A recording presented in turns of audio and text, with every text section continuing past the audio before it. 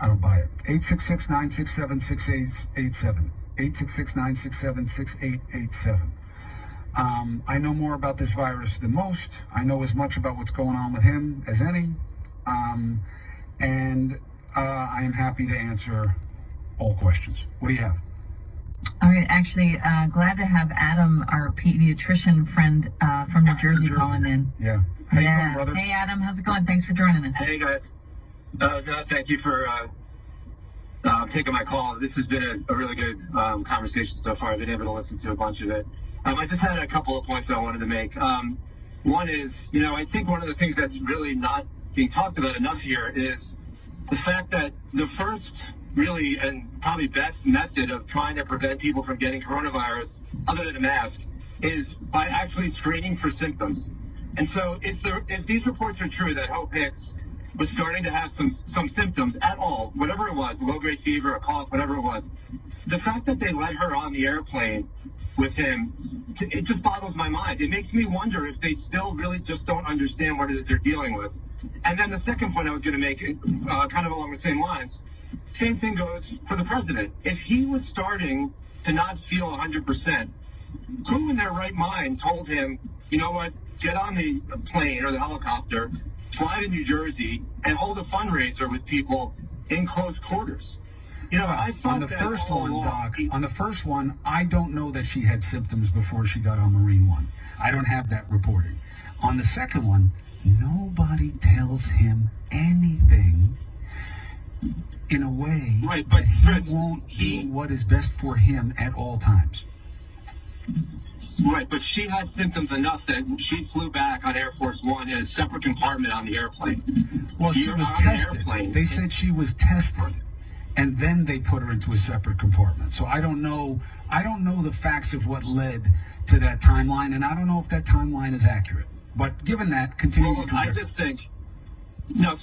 think that it just goes to show you that I would imagine when this information was brought to whoever they are using to give them advice for how to do their own contact tracing within the White House, those folks had to tell them, you can't do this. You can't bring these people, including the president, you can't bring them into contact with all of these other people that have no idea that you have symptoms. And if they knew. They had to have known. How could they not have known? He was hoarse on television, and people were speculating why is he hoarse? He's the president of the United States. How is he not being watched so closely that if people are symptomatic, they're not even allowed around him? I think it just goes to show you that they still, I don't even know with this that they're going to be convinced of how important all of this is. And the testing is an important piece of it. And I saw your segment earlier where you were trying to explain exactly the differences was important. But the tests are imperfect. And there are going to be times where you're negative in the morning and you're positive either that night or the next day. The symptoms are an incredibly important piece of this. I just think it's basically political malpractice on their part. And it's more than political malpractice. It's more than political malpractice. They've been doing so. This is not misfeasance. This is malfeasance. What's the difference? Misfeasance is you effed up, screwed up. Doc told me to be there at 10. I came at 11:30. Screwed up. Now the whole procedure is screwed up. Misfeasance. I had a duty. I fudged it. Shouldn't have. Malpractice. Malfeasance means with bad intent. I screwed him on purpose. I didn't let people know this on purpose. I hid it on purpose. I went there anyway. I let her go anyway. This is malfeasance. Well, you don't know what they knew. Look, here's what I know. They had 24 hours and told you nothing. 24 hours and told you nothing about whether or not he got her sick or she got him sick. There was a matter of urgent concern involving the President of the United States, and they told you nothing. Now, Doc, you've been dealing with a lot of kids, but what does your experience and understanding tell you about how this is shaping up for him? If, again, one of the problems in our analysis here is you can't believe anything, but assuming he has mild fever, mild symptoms, what does that mean? What have you seen episodically?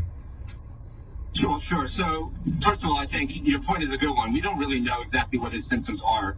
I think, I checked his Twitter feed a couple of minutes ago, and he hadn't posted anything for about 10 or 11 hours, which I would think if he was sitting up watching TV and kind of just, feeling okay, he would be trying to prove that point. My concern is he sleeping? Is he feeling worse than potentially they're letting on? I think we can't trust him. And I think one of the reasons why Fauci was just muzzled is because Fauci may have been saying all along, listen, don't send these people to these places, and they didn't want to listen to him. But just to get back to your first question. Well, also, I don't know that Fauci knows, just to be fair, God forbid, right, that they ever be fair, but just to be fair, I don't know that Fauci knows anything about his case. He's not his personal doctor. So I doubt Fauci was going to be saying he's good, he's this, he's that. I do not believe he's the attending physician.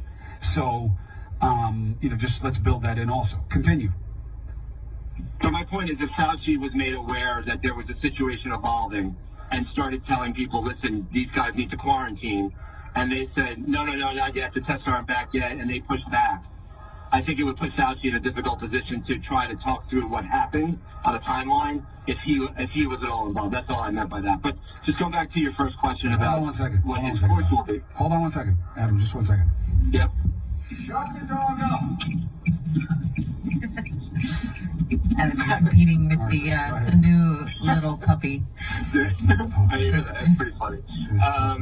So just go back to what you were saying earlier. Like, I think if we could honestly believe that the president is in good health, 74 years old, I think. Yep. And his only pre-existing condition might be that his weight is a little more than it ought to be, and he really does have mild symptoms, then you would think 2-3 days of a low-grade fever, body aches, maybe some cough, and hopefully, God willing, he recovers, and he has to then quarantine himself, basically stay isolated for 10 days, and all those around him have to stay quarantined for 14 days from that. That's right. Best case scenario. And the people who tested negative still have to quarantine, right? Yes, you cannot test yourself out of quarantine. So anyone who had contact with him has to be away from him for a period of 14 days from their last contact. And there's no debate about that, which is why I think it was just so dangerous to let him travel the way they did. But 14 days. So, I think they're going to have to really contact trace incredibly well and get a lot of people tested now.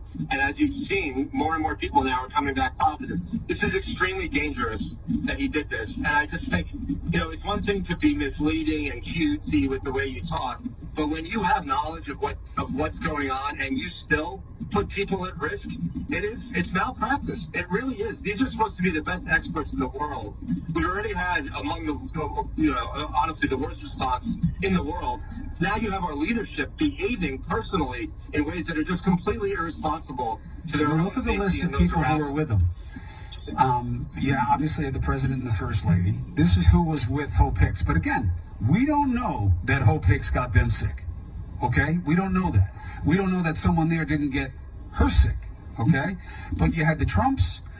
You had Representative Jim Jordan. He didn't fly back, but he flew there.